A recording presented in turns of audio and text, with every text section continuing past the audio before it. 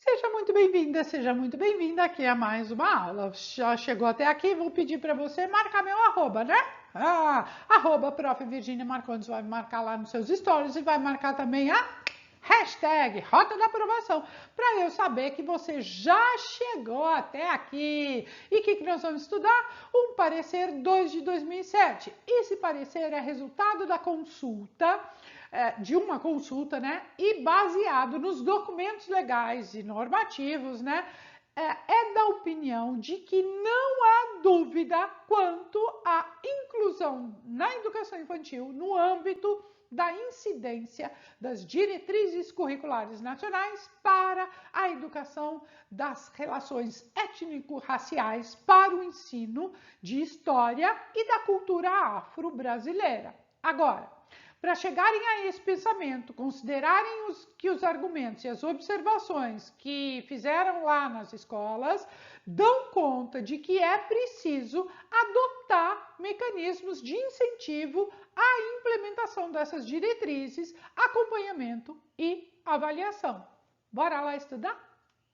Olha aí, a legislação, ela determina a obrigatoriedade de incluir história e a cultura afro-brasileira e africana nos currículos da educação básica. Isso a gente já sabe, né? Outra legislação, a gente já viu lá no módulo de legislação. Agora, as normativas legais, né, as determinações, inclusive apontam a necessidade da gente abordar o tema na formação dos professores. Tá? Então, já desde a formação dos professores, tem que estudar essas questões. E a gente sabe que a educação básica é composta pela educação infantil, ensino fundamental e ensino médio, certo? Ou seja, só por isso a gente já tinha que ter clareza da necessidade de trabalhar com a história e a cultura afro-brasileira e africana na educação infantil. Só porque já está falando da educação básica, né? E a educação básica tem a educação infantil. Então, não tinha por que ter essa dúvida.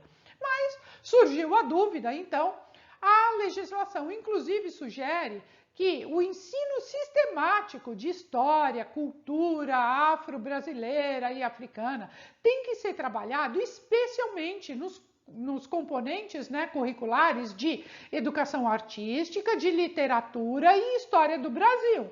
Tá? Talvez por isso tenha surgido aí a dúvida em relação à educação infantil. Porque, afinal de contas, a educação infantil não tem esses componentes curriculares, né?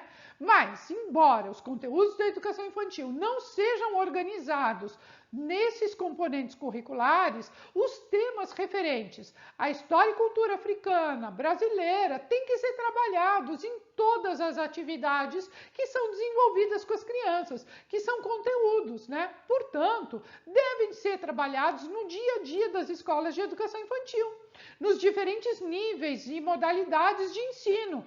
Ensino fundamental, médio, conteúdos, disciplinas, incluindo educação artística, literatura, história do Brasil, mas não vai isentar as outras disciplinas, né, os outros conteúdos de trabalharem também essas atividades curriculares, porque não é para ficar só com essas disciplinas, mas é preferencialmente com essas. Então, nas salas de aula, nos laboratórios, laboratórios de informática, nas salas de leitura, nas brinquedotecas, nas áreas de recreação, nas quadras, nos pátios, enfim, em quaisquer ambientes escolares ou outros ambientes de aprendizagem, é para trabalhar com essas questões, beleza?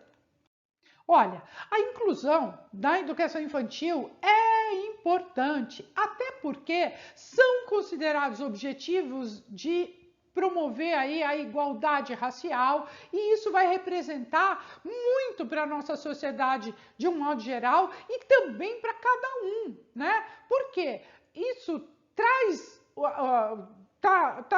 o pensamento está dentro, né, do quê? Do direito de se exercitar a cidadania na sua totalidade, né, na sua integralidade. Eu preciso ser cidadão em todos os aspectos. Outra coisa, o ECA é uma outra legislação que ele vai falar também especificamente dos direitos fundamentais das crianças e dos adolescentes, e o ECA estabelece que são asseguradas todas as oportunidades e facilidades para o desenvolvimento de crianças, bebês, enfim, né? Crianças e adolescentes se desenvolvam fisicamente, mentalmente, moralmente, espiritualmente, socialmente, que também usufruam isso tudo em condição de liberdade e de dignidade. É assim que se constitui uma cidadania. Né? Consequentemente, quando se fala de educação, não dá para pensar uma educação integral, que vai abarcar aí todos esses aspectos, né? Sem condições de liberdade e de dignidade, né? Lógico, com valores básicos, né? Com as práticas de cuidar, com as práticas de educar, de formar esse estudante. Portanto, condições de liberdade e dignidade, de respeito, respeito ao convívio, né?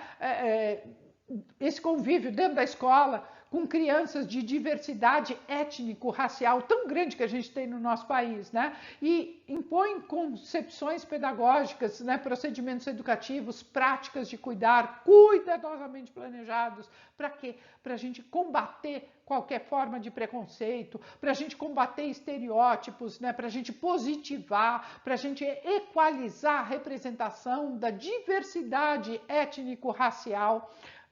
É assim que a gente vai valorizar as identidades familiares, as identidades comunitárias. A gente eleva também a autoestima, a autoimagem, a autoconfiança das crianças e dos adolescentes negros. E combate também os preconceitos, né? Sobretudo os preconceitos raciais, né?